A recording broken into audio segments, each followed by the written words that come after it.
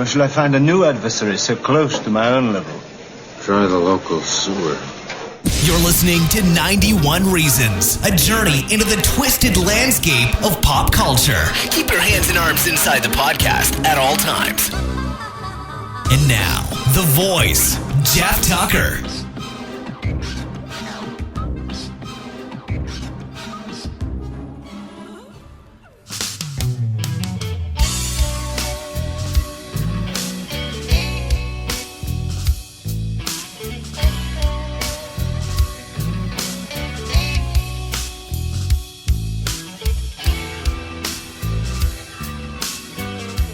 I don't have to tell you how fucked up this pandemic has been.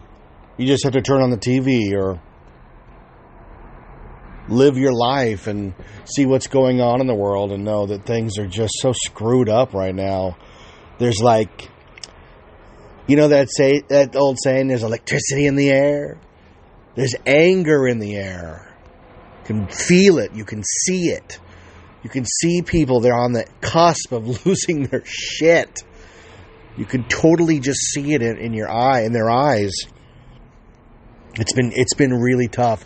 And if you're in California, it's even worse. Imagine the pandemic being worse. Like, if you don't live in California, you're like, man, this pandemic's been terrible.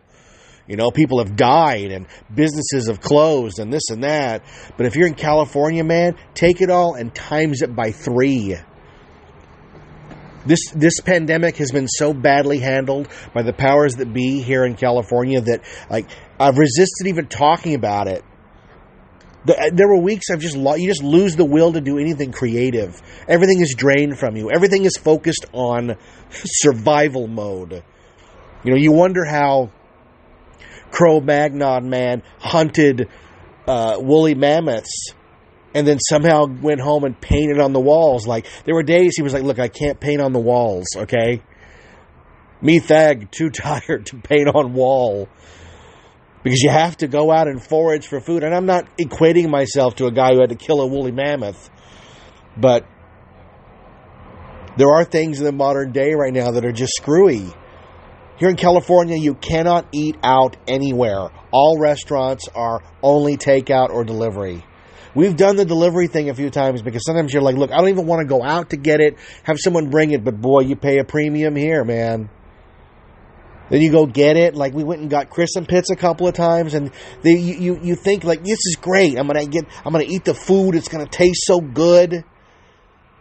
It's gonna be this great experience. And then you experience it, and it's like, you get it. It's a long wait. There's people there already. It's a hassle. Everybody had the same idea that you had. You get it. You bring it home. By the time you get it home, the French fries are limp. The steak has to be put back in the oven because Chris and Pitts isn't exactly around the corner for me. It just takes everything and magnifies it. I'm not looking for your sympathy because I had to go get it steak and I couldn't eat in the restaurant. That's not what this is about. What it's about is just how things are so screwy here in California. And don't weep for me because I went and got it. Weep for the server who couldn't work the shift and get the money for the shift and the tips and all that. That's what's happening in California, is that we've been shut down so long that businesses are just gone. We went to this FYE store today where I go to get used movies. It said, hey, it's our last day at the end of the month. Everything's on sale. It's on clearance. Goodbye. The burrito place down the road, Poquito Mas, my favorite burrito place, has never reopened. Closed second week of March, never reopened. You drive by, nothing. What happened to all those jobs? What happened to all those livelihoods? What happened to all those, most importantly, what happened to all those people? I'm real happy that Amazon and Target and Walmart are doing great. I'm thrilled. I don't care about them. They're not going anywhere. But the small people, it sucks.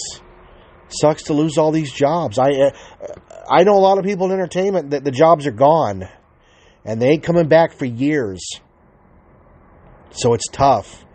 And I have oodles of empathy overflowing for people who are in bad situations.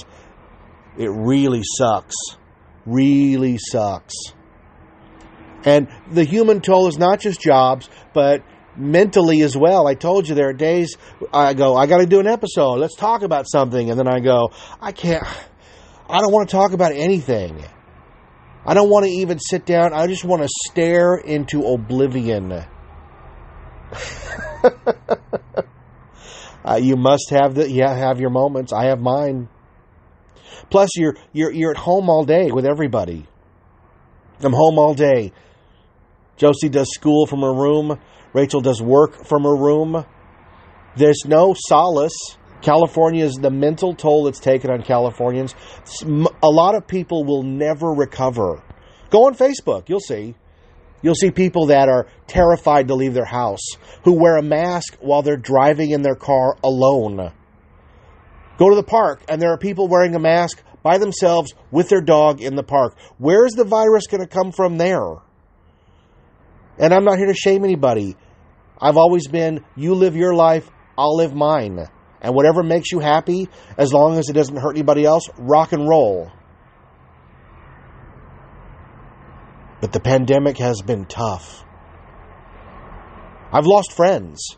I have lost friends during this pandemic. People have cut contact with me because of this pandemic. Because of either something I did, something I didn't do, something I refused to do, something I've told them. Not really that, because I don't tell people what to do. But weird moments of just, I get texts like out of the blue, like, hey, I just want to let you know I don't want to talk to you anymore. More than one person. Okay. You don't want to talk to me. Okay. Nothing I can do. I can apologize. I can say this is what the situation is. I understand your perception of it. Here's my perception of it. You decide what you want. Life is Fight Club. You decide your level of involvement. I didn't want to begin this episode this way. I didn't. But what choice do I have? What choice do I have other than people need to be nicer to each other? I go out of my way, man. I overtip. I'm smiling under my mask, even though you can't see it. I say nice things to people. Thank you so much. Have a great day. I notice Austin does it just like me. We're like exactly the same in that respect. Have a great day. Thank you. I buy something at Swap Meet for $1. I give the lady $1 and I go, thank you. You have a great day. Do they hear me? I don't know. But I will tell you, I'm tired of fighting with people. I have no fight left. Zero. I never had much to begin with. I am not a fighting person. I do not like to fight. Fighting is energy that could be used elsewhere for creativity, for positivity. I could have turned 91 Reasons into a rant every week about stuff. Every week. Sure, I see movies that are bad, and it's fun to talk about them. You know, that Tenet episode was fun. But that's not the usual that I do here. The usual is happy, hey, I saw a great movie, I had some fun memories.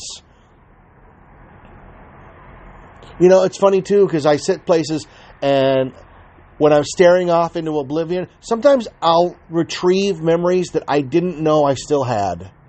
You ever do that? Sometimes it'll be something that'll trigger it, like, oh, boom, and the flashes. Other times it's you just, out of nowhere, something will just fall out of the sky into my head. Bloop. And I go, oh my God, I haven't thought of that in forever. Like I was thinking the other day, I've been watching these compilations of 80s commercials. I think I've mentioned this on the show before. And they're so comforting. You forget how many you know by heart. Because in the 80s, we didn't fast forward through commercials. Sometimes we went to the bathroom or got a snack, but we mostly just watched them, waiting for the show to begin. And not just Saturday morning commercials, but like actual primetime, boring-ass commercials. And I watch them and I'm like, oh yeah, I remember that one, sure. And it must have been a woman with a fur coat. Because a memory just like, bling, just lights up. Like that part of the ride lights up. Bling. And I remembered that Berg bought my mother a fur coat in 1985. And she wore that fur coat Every single chance she got, because she had never owned anything that nice for herself up until that moment. I mean, isn't that crazy? In 1985, my mother was 43 years old. And that coat was the nicest piece of clothing she had ever owned. At 43. That boggles my mind. It goes to show that she spent her life doing and giving to others and not taking for herself. That I knew. Everything was from the thrift store, secondhand, friend's closet. But that stupid fur coat, she wore it like she was Marilyn Monroe at a cotillion. She wore that fur everywhere. And I don't even know when she died what happened to it. I assume my sister got it. And rightfully so, because I wouldn't have had any use for it. But it's just weird how something you haven't thought about forever just comes back in your head. And another one, I didn't think I had any more Berg stories in me. But it just goes to show that with as many years as I spent with that man, there's always more stories. There's always more stories. He did this thing that was straight out of a movie. And I can't believe I never thought, I can't believe I never thought about it, because I was so concerned with how Berg treated me and my reactions and my this and my that. But Berg had stories that didn't involve me. And I only heard about because my mother would talk incessantly. There was that bit where Berg never let anybody see what was in his wallet. Not even my mother. And in the grocery store, she would load the cart up. And he would never let on how much he was going to pay for. He would just go, yeah, go ahead, get that. Okay, get that. Because he would drink Burgermeister beer. I'm not kidding. I know that sounds insane that a guy named Berg would drink Burgermeister beer, but he did. He drank the cheapest beer he could get. I never saw him with plain rap beer. That was the drunks. But Berg did drink Burgermeister beer that said, "Oh, Bergie" on the side. Oh, yeah, I gotta get the bill, Jackie. Get the Burgermeister bill. It's called on sale. Good bill. But when they finished shopping and they were headed to the register, Berg would do this moment where he would peel off and go down an aisle that nobody else was on, and he would go through his wallet. Now remember, this is before debit cards. So at the grocery store, you either paid with a check. Berg never wrote checks. He only used cash. He was one of those guys that always carried a bankroll. So people would pay rent with cash. He would just keep a bankroll. Whether he was paying taxes or any of that, I have no idea. That's between Berg and the IRS. But he never let my mother know what was in his wallet. And then he would just sort of appear, you go to checkout, Jackie, go to checkout. And then she'd go to the checkout, and then he would just, and the stuff would beep, beep, beep. And then he would magically appear at some point and go, ta-ra-ta, and put the stick down and then pay for those groceries. Then my mother would pay for the rest. It was a weird move on both their parts. That he would do that and that she would just be okay with that. But I think she reached a point where she just figured if he's going to pay for something, he's going to pay for something. But imagine the pressure of having to budget through the grocery store, putting stuff in the cart, and never knowing if that guy's going to pay for, what's he going to pay for? Like the beer, you don't even count the beer. He's going to pay for the beer. But is he going to pay for anything else? And is it done? See, this is where my mother would kick in. My mother's thinking would kick in. Is he going to pay for stuff that he knows involves the kids? The Hostess snack treats, the Capri Suns, any soda. I don't think Berg ever bought soda in his life. That was one thing he did not subscribe to. I'm not drinking about soda. He drink beer all day. All night there's beer. La, the Burgermeister. But never soda. You would never buy soda, were you, Berg? No, I don't buy the soda. You don't buy the soda. But soda was good. We drink a lot of soda in the 80s.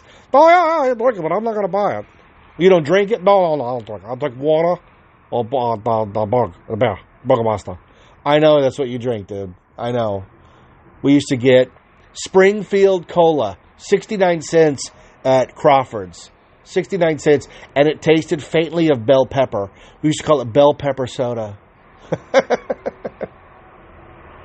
This is what the pandemic has done to me, folks. This is what it's done to me. But again, Berg had stories that didn't involve me, and my favorite one that I didn't remember, I swear to God, until the other day. The whole story just fell into my head. It was amazing. Berg, for all his weirdness and eccentricities, did have something that was kind of normal and kind of movie-like. Berg had a rich aunt. I don't know if it was an aunt and an uncle. I think it was an aunt, and she had remarried, so there was a guy. I don't know who the guy was, but Berg had a rich aunt that was crazy, and he was convinced that when she died, she was going to leave him all her money and property. I think Berg valued property above everything. Got off the property. Like, he had acres and acres in Elsinore. I'm sure it's still out there. I'm sure his kids own it. Somewhere out there in that acreage of Elsinore is my orange Honda that got wrecked and my panel truck that I drove, I think, twice before it died, and I never got it again. It was one of those, looked like one of those bakery trucks from the 40s. After I got hit big time twice, I bought a panel truck that I thought would be a big-ass vehicle that even if somebody hit me, nothing would happen. Well, it was way too big. I remember driving it home after buying it for like $400 and going, I have just wasted $400. I am never going to drive this thing again. I drove it one more time, and then one day, like, we parked it in the backyard with the other vehicles, so a truck that big somehow vanished in my backyard. But one day I came home and it was gone. Where'd it go? Mom, where'd the truck go? Oh, Berg took it out to Elsinore. That's my truck. Oh, yeah, it's fine. I gave it to him. You gave him my truck? Well, you weren't going to drive it. No, I wasn't going to drive it. Maybe I was going to sell it. Well, it's gone now. I just, it's out at Elsinore. Oh, the truck's just gone. But this aunt was crazy. She was senile. And, okay, she was either senile or she was the meanest person I have ever seen in my life. I only met her a couple of times. She would come over to the house a couple of times, and Berg would become this different person. He would put on like a clean shirt, clean-ish pair of pants, and he would dote on this woman. Oh, can I get you something, iced tea? He probably offered her a soda. Can I get you a soda? Jeffrey bought some soda. But it was just like in a movie. Like, she would bark orders. Like, she knew the situation. She knew what was going on. She knew that this guy was only being nice for the inheritance. And Berg knew that he was only being nice for the inheritance. So they were both in on it, but they both played along. Imagine everybody in on the game and still playing it. And the funniest thing this woman did was, for Christmas, Berg would make my mother buy this woman something really nice. Some nice gift, for the kitchen or something, an electric knife, a can opener. And in the 80s, that stuff wasn't cheap. Like, you can go today and get a toaster for $10 at Walmart. $10. Back in the 80s, a toaster would set you back $35, and that's when minimum wage was $4 or $3. That's the equivalent of a toaster today costing like $35, $40 or more. I mean, oh my God, $90.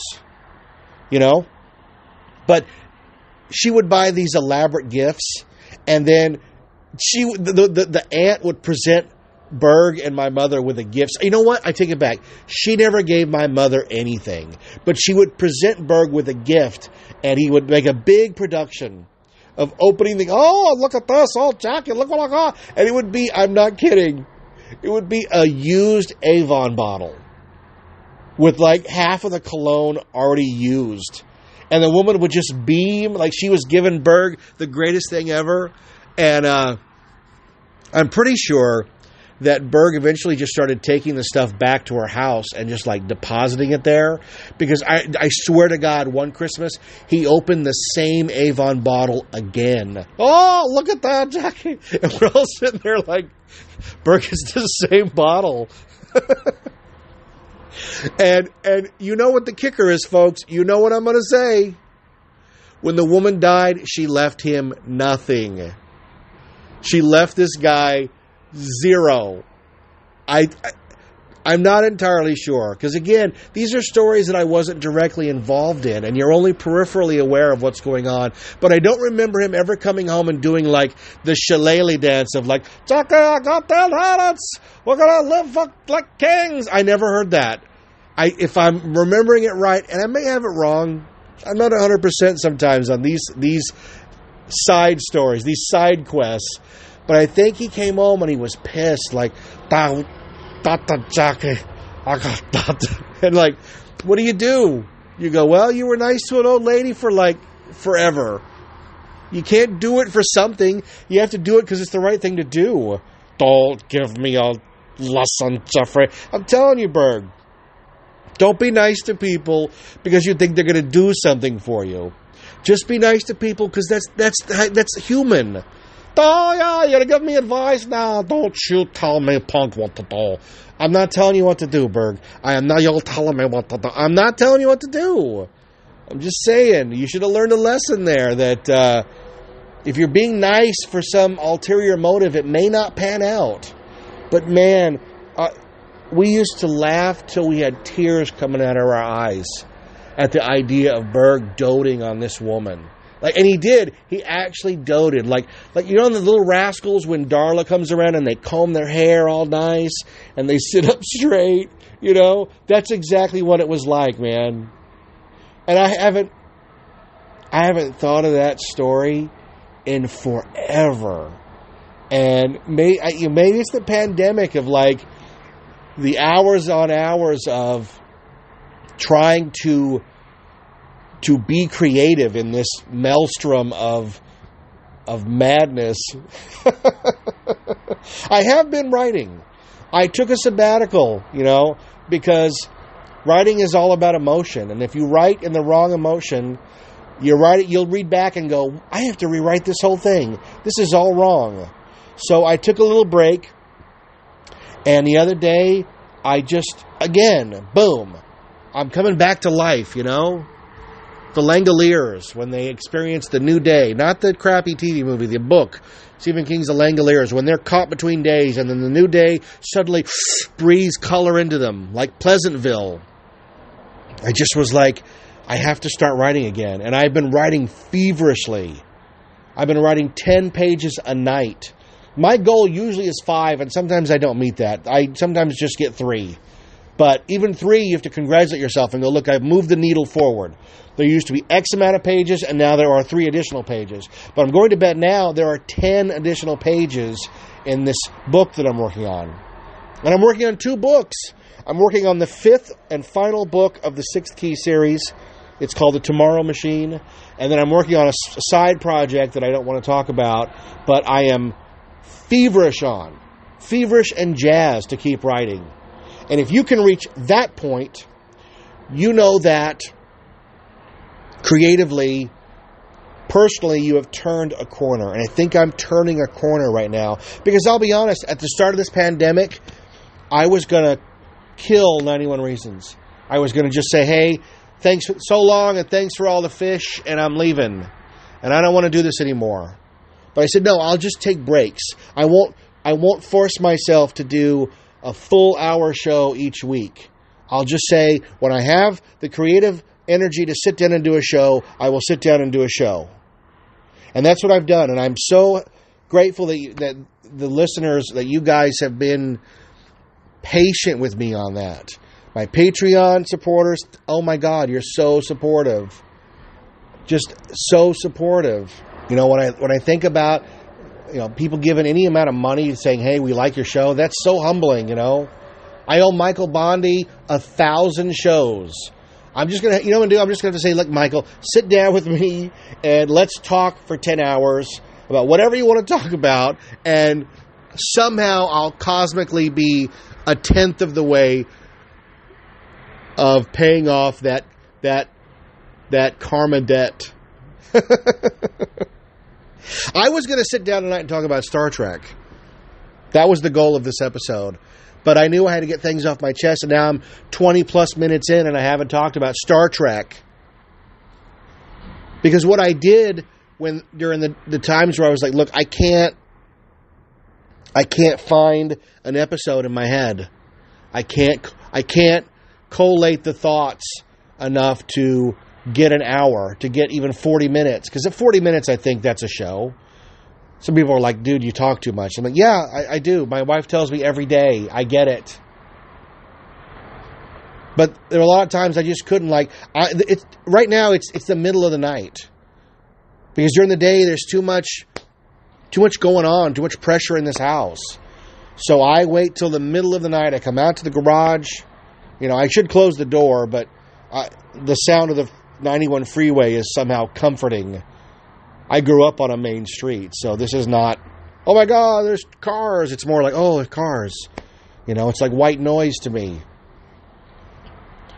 But I didn't have this creative need for a while, and that scared the living shit out of me, because I live to be creative. So the last, I don't know, maybe month, I'm slowly coming back to a better place. I bought some craft items, no joke, months ago. For a quick craft, I'm like, oh, this will be great. I'll put this together. I couldn't do it. And then yesterday I said, I'm going out to the garage, and I'm going to do that craft that I said I was going to do. So I came out here. I said, don't bother me. And within an hour and a half, I had finished. And what did I make? I made a scale model of the Red Letter Media Best of the Worst set with the light-up letters and the table. I'll post a picture of it. It's not perfect, but it's close to what my mind's eye said it would look like. And that's pretty good. But more importantly, I felt good doing it. And I think it has to do, if I had to go, where's that come from?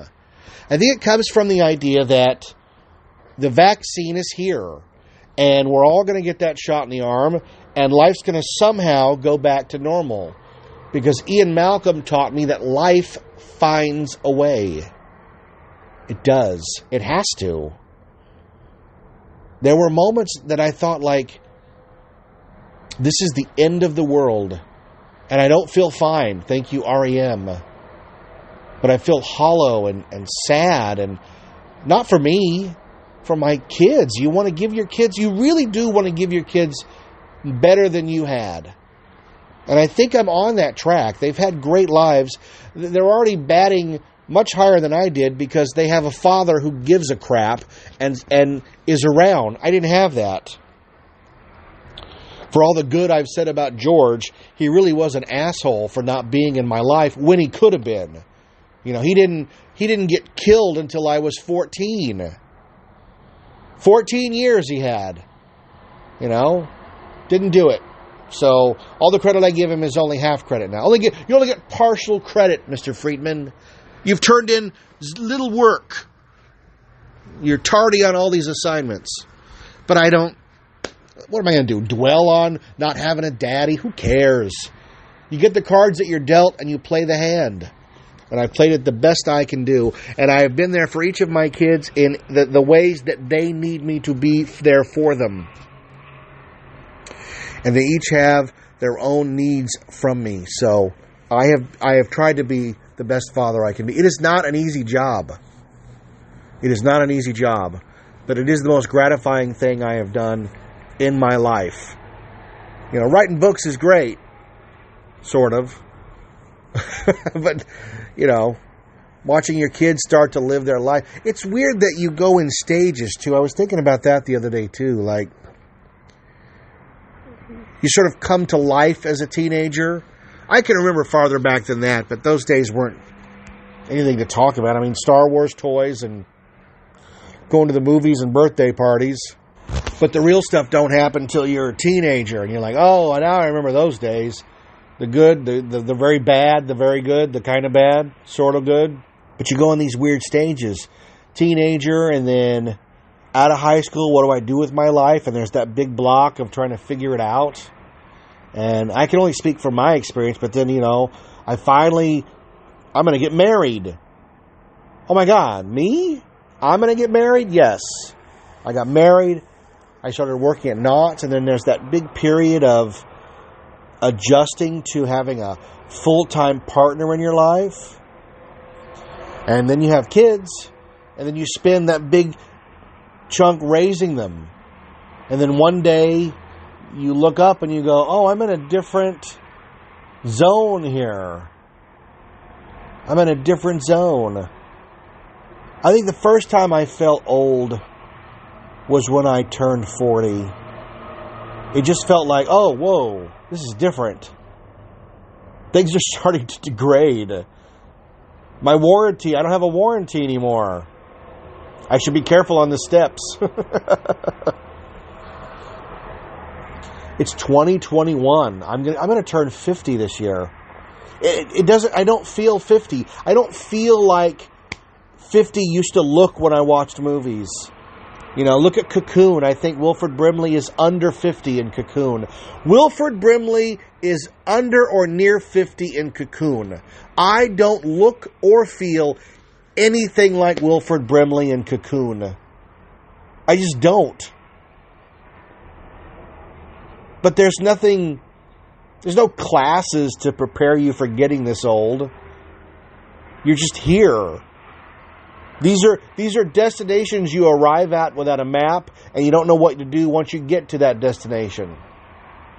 It is a scavenger hunt with no clues and no idea when to finish. And if anybody said to me when I was younger that I would turn 50, I wouldn't have believed him. And yet, I'm, 8 months away now? Knock on wood, right? You have to do that. 8 months away, and what will it be? Will I feel different? Will I wake up different? Oh my God, don't tell me I'm going to wake up worse. I don't want to wake up worse than feeling now. But I was going to talk about Star Trek, because in the period where I wasn't being creative, I was enjoying other people's creativity. And the thing I turned to was Star Trek The Next Generation, because I said, I'm going to watch the whole series. The whole series. Start to finish. Not skipping any episodes. And I did. I sat and I watched all of Star Trek The Next Generation. Now I can remember when Star Trek 4, The Voyage Home, arrived on home video, that had a trailer for Next Generation on it, because we were all aware that there was this new Star Trek show coming. And we were excited to watch it because it was new Star Trek, and it's going to be great, because the movies will continue with Kirk and the crew, but they're going to jump 80 years ahead and show this new series. And I had just met this friend. I'm going to call him Gary. I had just met this guy, Gary. He was older than me.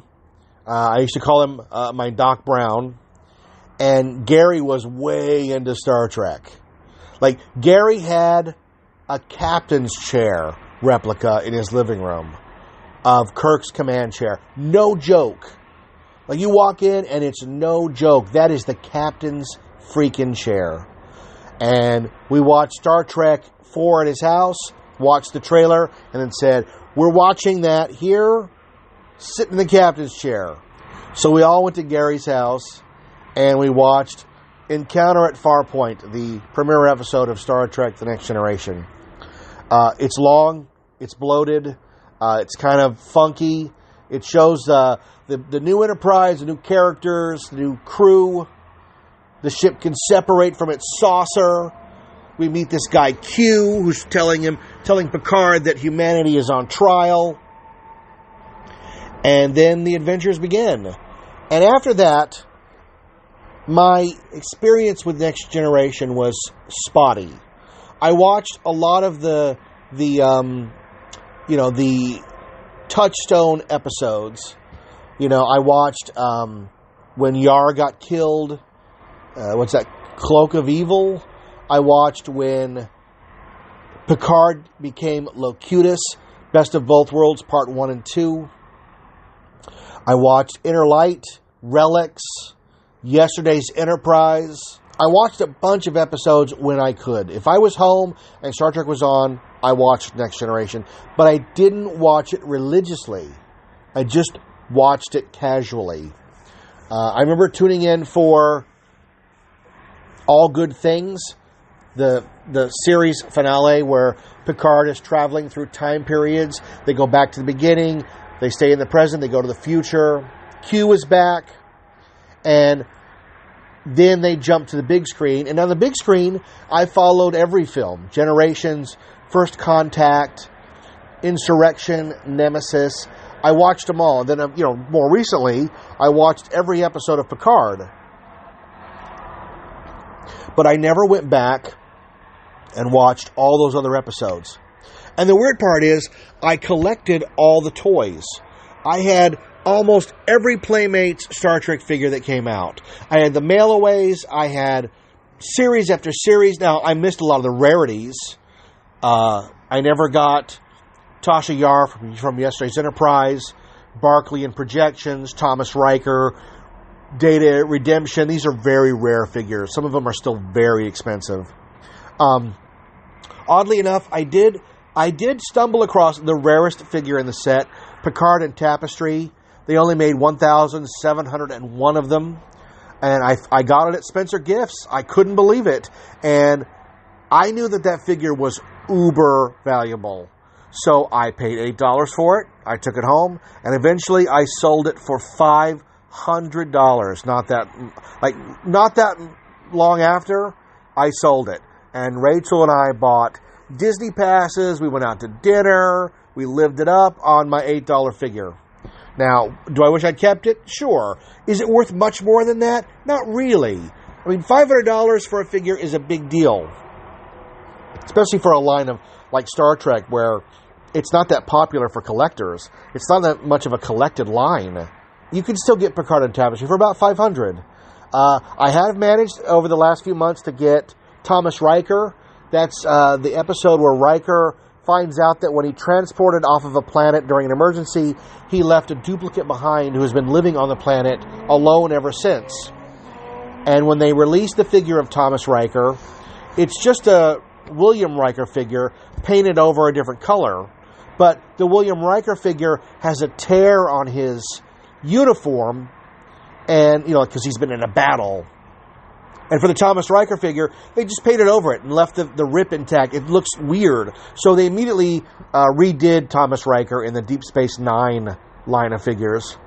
And that's the more common one. And Thomas Riker for a while was up to $70-$80. But I managed to get one off of Macari for like $12 shipped. I couldn't believe it. And then, of course, there's the 1701 series. That's Picard and Tapestry, Tasha Yar from Yesterday's Enterprise, and Barclay in Projections. Those figures were released in 1,701 numbers.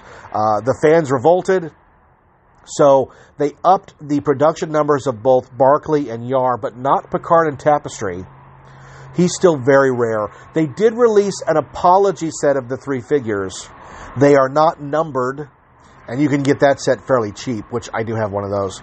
But I managed to get Barclay, who mostly goes for about $110, $120. I don't know if they knew what they had, but they sold it to me for $23 shipped. And sometimes when you do that, the stuff doesn't arrive and you get your money back. I did that recently with another lot of figures where there was a pretty rare Miles O'Brien tucked in it. I'm not sure if they knew that, but they did. They proved they knew it because they didn't send it. They refunded my money.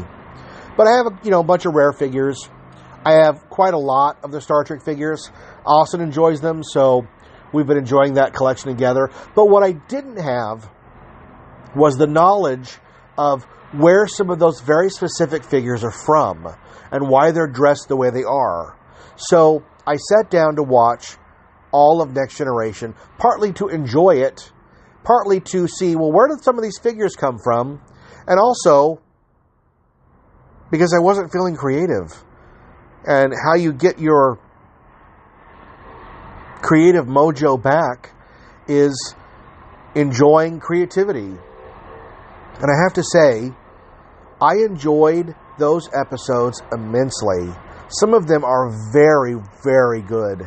There's some schlock in there, of course. Everybody knows the highlights. I've watched Red Letter Media count down some of the episodes, and their choices are very good. And they steered away from some of the more obvious ones, like Relics, where Scotty comes back, or Inner Light, where Picard lives a whole lifetime in an hour. But some of the other episodes are very well done. I enjoyed Wesley Crusher quite a bit more. I was always a fan of Data, Brent Spiner, obviously Picard, Riker, but coming out the other side of the series, the character's arc I enjoyed the most was Worf. Michael Dorn is so good in that role. It'd be weird to meet him now and go, I just watched Star Trek. And that thing you did 30 years ago, you were really good at it. That would be weird to say, right? But I guess that's what the cons are for, if we ever have cons again. But I did enjoy his character arc a lot. The idea of him being shamed for something his father did, and him ultimately finding redemption for both his father and himself against the bigotry of the Klingon species, I thought it was fantastic. I thought that what the writers of Star Trek The Next Generation were able to do, and the set designers and the prop people and the production design, on what was a moderately budgeted show, not an overly expensive show, I was really shocked at how well the show holds up. Yes, if you watch it on Netflix, which I did, all of the effects have been redone. The show looks better than it ever has. Watch Star Trek Next Generation on Netflix. Then go on YouTube and type in Next Generation Upgrade, and they'll show you side by side how they fixed it. And it's stunning how good it looks. Oh my God. And because Star Trek lives in a weird plane of, yes, it was made from the late 80s to the early 90s, because they don't have a lot of any pop culture references or pop culture technology or anything, it comes across almost, dare I say, timeless. The original 60s one doesn't, because it has that 60s vibe to it. This one Next Gen's a little mellower. They really toned it down so that it does feel as if it was made yesterday. And that's such a compliment of how well it's written and how great the stories are. They do tell some great stories. I watched it all the way to the end, and then I made sure I had an uninterrupted block of time to watch All Good Things, the finale. And I'll tell you what, I enjoyed it so well. It's so well done, so good. And by the end, I was crying because I knew, it's over. I've watched the whole series. I've learned about all these characters. I've spent time with them.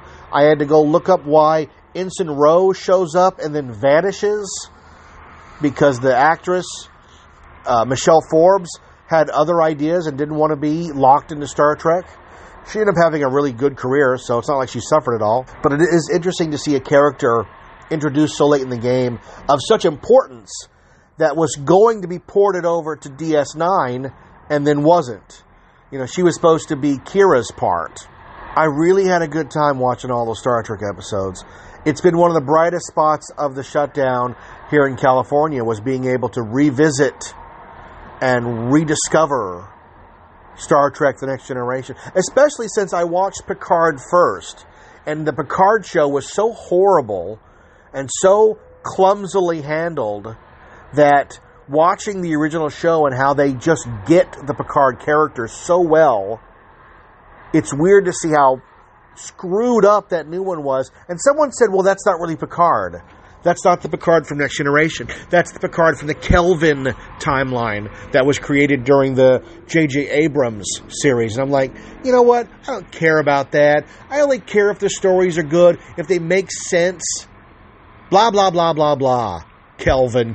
Who cares? I've been trying to buy more of those Star Trek figures, but they're hard to find because no one will stock them. Antique stores, toy stores, we go to the collectible toy stores, they don't have them. I go to Frank and Sons. I went to Frank and Sons cash in hand. I'm going to buy every Star Trek figure they have here. Guess what? 0.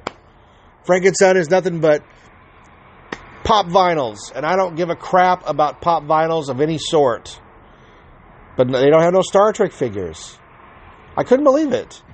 I did manage to get the Bridge playset, which is the crown jewel of that line. They made a full, beautiful replica of the Bridge, put all the figures in it. It is gorgeous.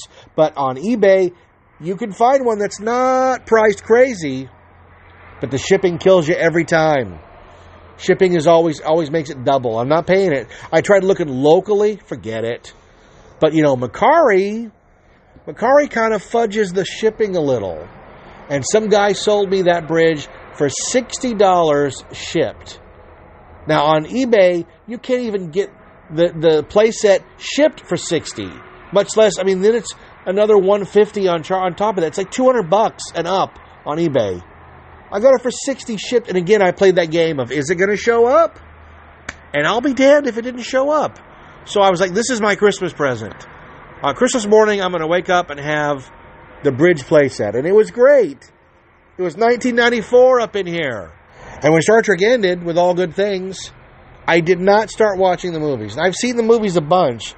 I've seen Generations 50 times. Seen First Contact 50 times. Seen the other ones tens of times.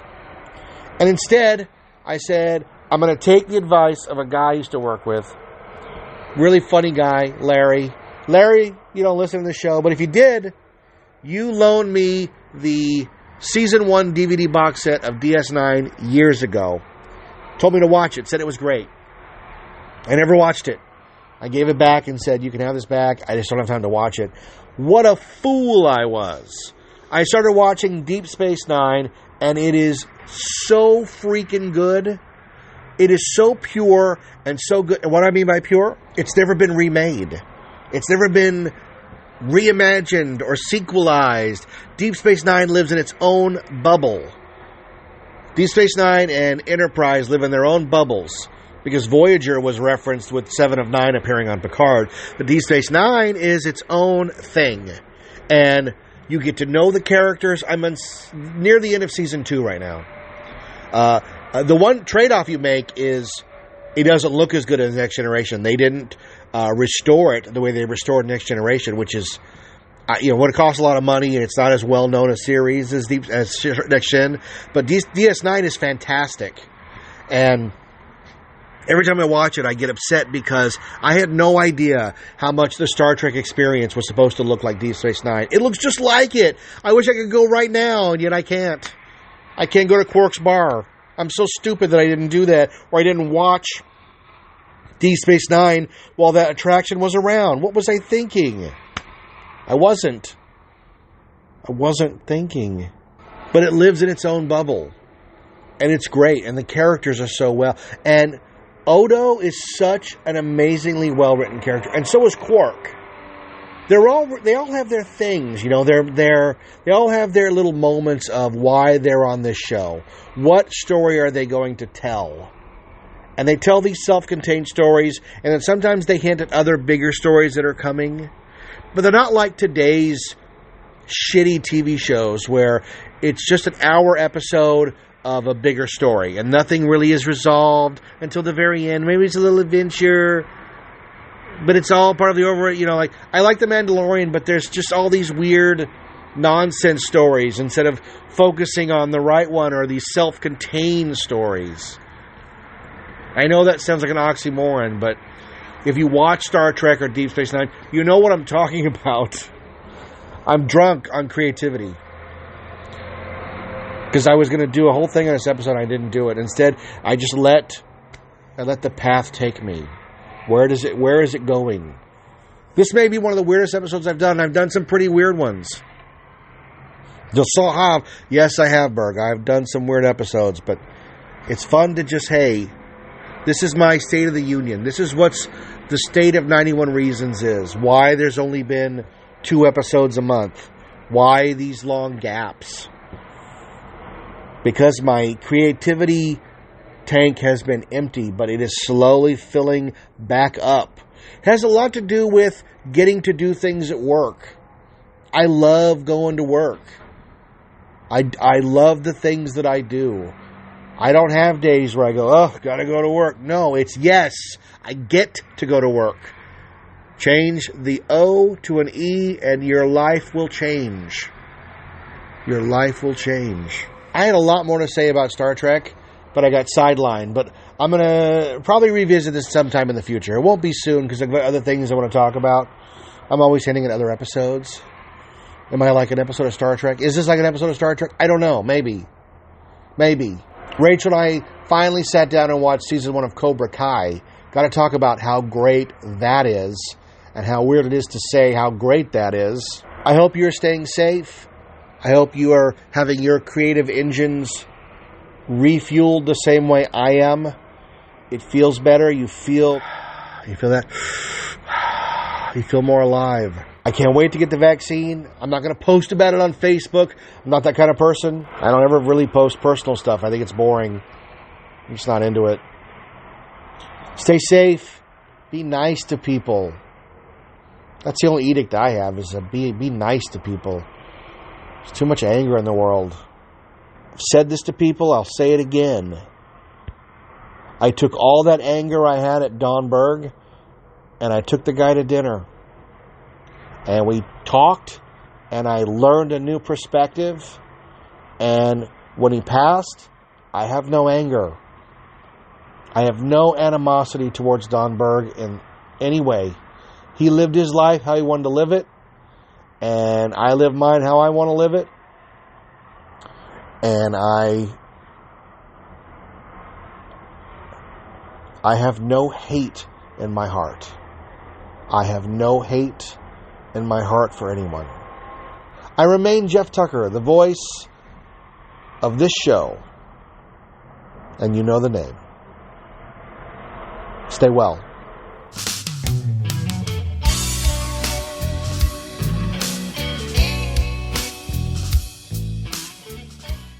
Thanks for listening to 91 Reasons. Please subscribe and leave a review on iTunes. Find us on Facebook. Is anyone even still listening? For whatever reasons, Ray, call it fate, call it luck, call it karma. I believe that everything happens for a reason. I believe that we were destined to get thrown out of this dump. For what purpose? To go into business for ourselves.